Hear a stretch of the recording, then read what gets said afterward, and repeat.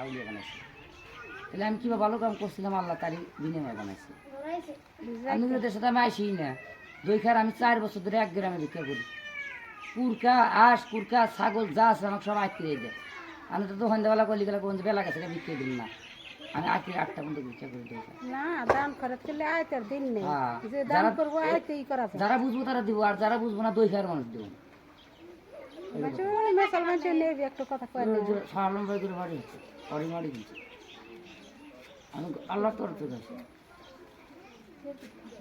ওরা মানে আরো ছিল, দেখাইলাম না থেকে একটু দেখালাম, যদি বিশ্বাস হয় আমরা যে কোনো মানুষের সাথে চাইলে আমরা দিয়ে দিই। আমরা তাই তো ফকির আইছে, এখন ও ডঙ্গিরে আসুক, ভালো মানুষ কুক ধরে আসুক, এখন কোনো বাহানা করে আসুক, মসজিদ করার কথা কয়জন টেনে নিতেছে জানেন কি? কয়জনের মাদ্রাসা করার কথা কয় টেনে নিতেছে, মসজিদ করার কথা কয় নিতেছে।